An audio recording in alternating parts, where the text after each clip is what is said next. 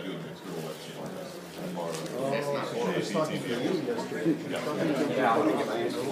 We're going to go ahead and open this session. We're having a few technology problems, but just get used to seeing pink, and you'll be just fine. So this is the Jazz of Physics teaching, and our first speaker is Gordon Ramsey, and he's going to talk about the use of woodwinds in jazz. Yes. Harvey, where's your... Here. There you go. Let me check if this works. Yes, it works. Hey, good. All right. Well, thank you for coming out at 8 in the morning. I hope you love pink. Anyway, today I'd like to thank, of course, Tom for inviting me to give a talk on two things I'm very passionate about. One is music, one is physics, and being able to combine those two. So let me give you an outline of what I'm going to talk about. A little bit about the history of woodwinds in jazz.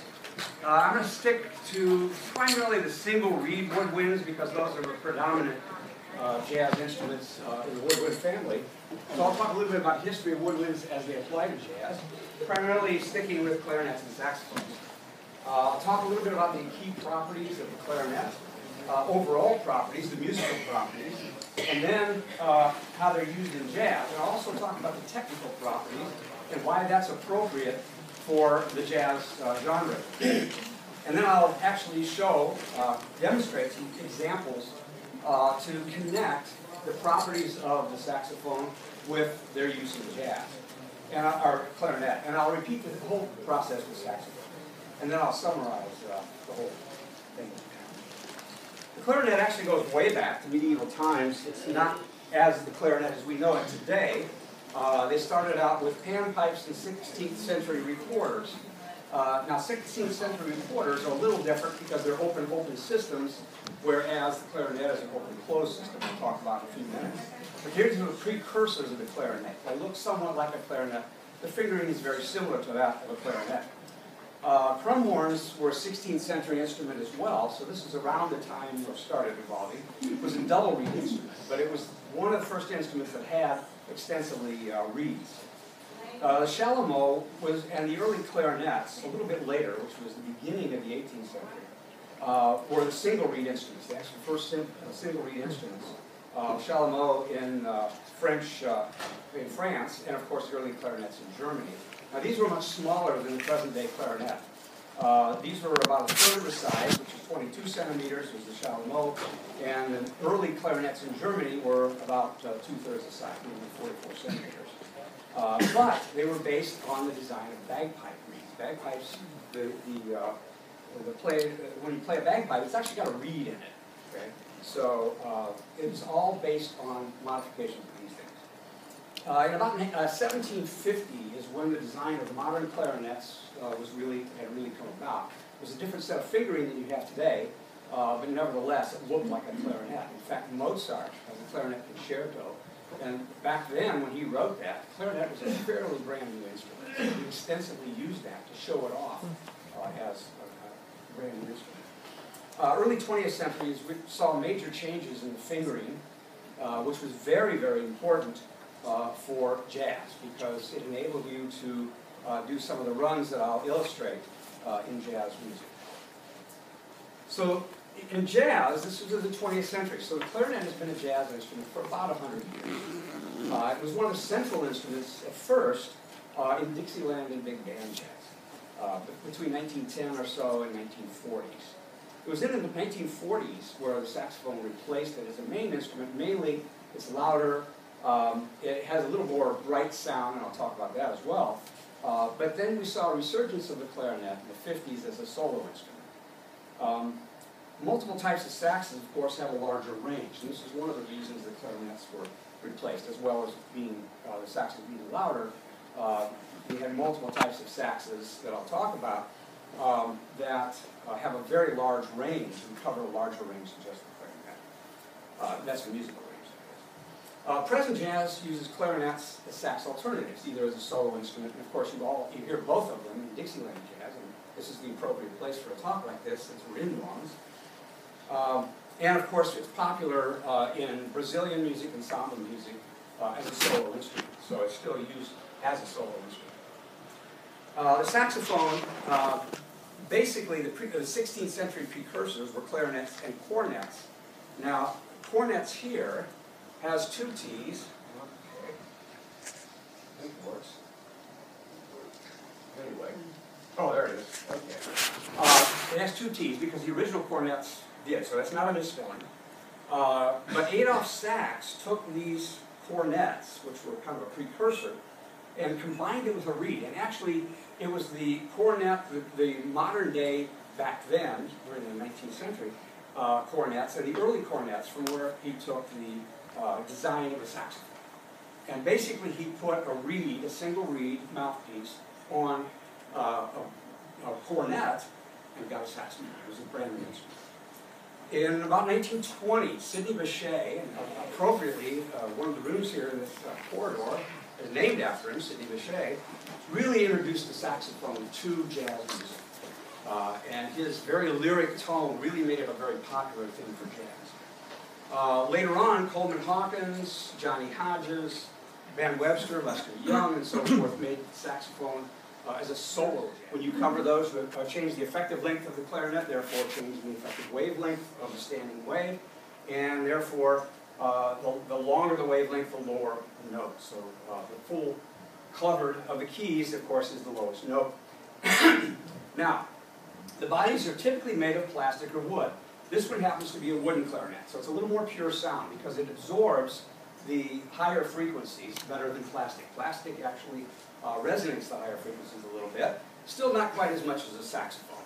But we've done some experiments with different players, beginning players, intermediate and advanced players, and there is a difference between the sound in those players, but the biggest difference is what it's made out of. So wooden tends to be a little bit more pure. This is a wooden clarinet. It's actually older than I am, so it's an archaic antique. But it's mostly odd harmonics because you've got the closed system up here, and the reed actually does, for a very split second, close off the airflow. And of course, then you have the standing wave by the opening and closing of the reed itself, and that's how it works. The bell at the end allows the lower notes to be tuned very well. Not only that, it actually introduces a little bit of an extra overtone, which I'll show you in a minute. It's a tapered mouthpiece, which is nice because this allows you to slur, the slurring thing that I'll show you.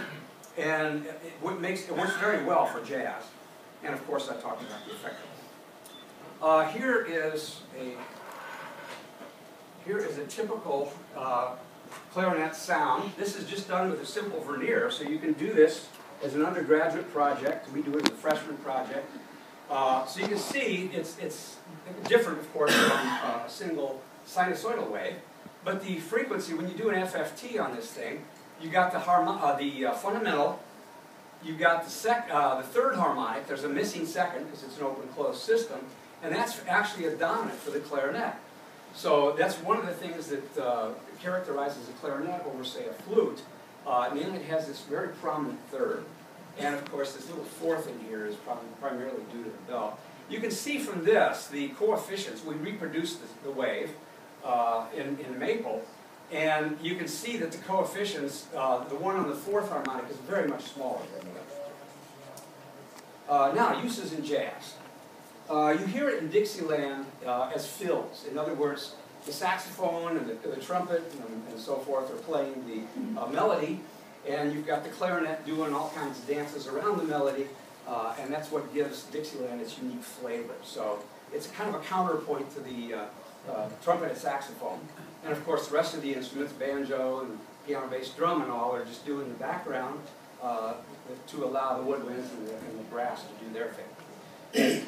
It's also used in big bands. It has been used in big bands as a counterpoint to brass, along with the saxophones.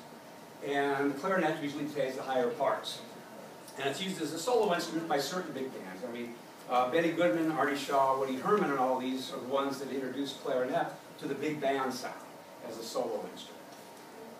And of course, in orchestra, jazz arrangements, George Gershwin's Rhapsody in Blue, which I'll try to give you a sample of, is one of the instruments, or one of the things that you hear the clarinet start out that particular thing. So let me do some, I've got to wet the reed.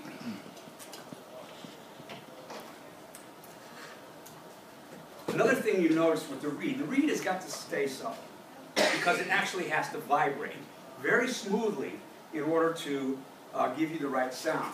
Now, if there's a little part of the reed that's dry, even if it's inside, you get what's called a high frequency overtone. That's what I call it. Now, people ask me, do you ever squeak when you play? No, never squeak. I do emit high frequency overtones.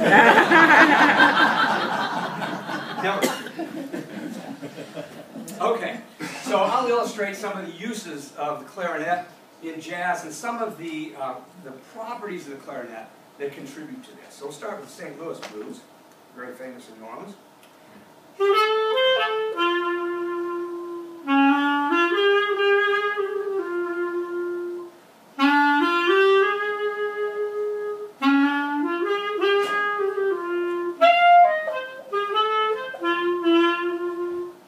So you can see, you get that kind of lazy feel, the bluesy feel. And I'll talk a little bit about blues in a few minutes. What differs, how blues differ from regular jazz. You know, there was as a unique part of jazz.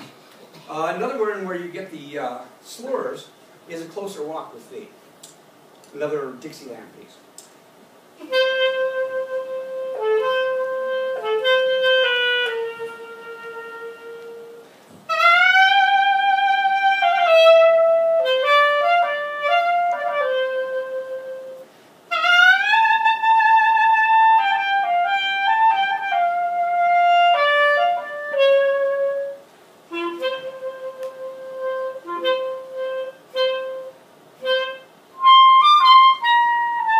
Then it goes crazy. So that's when the clarinet starts going crazy.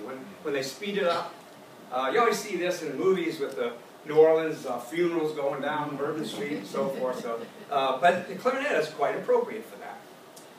Another one is Saints Go Marching In, and again I'm going to play the melody, but also the fills, so you can see how the fills go.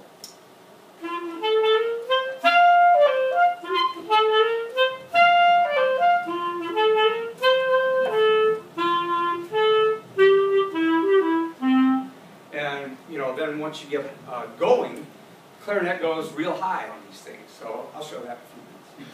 Okay, another one that I mentioned is the Rhapsody in Blue, George Gershwin. Try to get this thing to slur right. Again, if the reed is not perfectly wet, it's going to mess up. Anyway.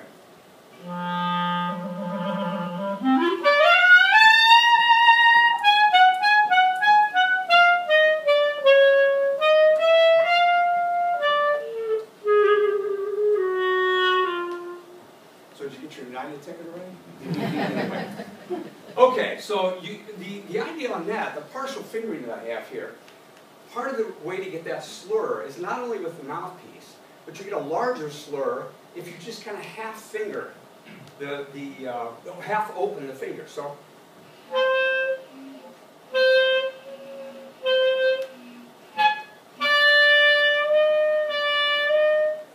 it's kind of that. It's tough, but you can get it to work. Okay. Begin to begin. Again, it's fingering.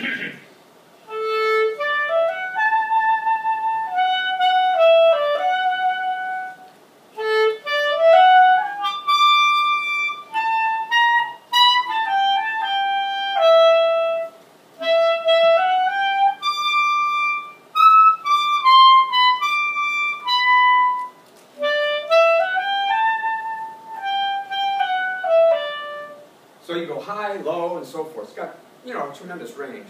And of course, another Gershwin tune, Gershwin also liked the clarinet, is Summertime. And you can do the slurring and the lyricism with that.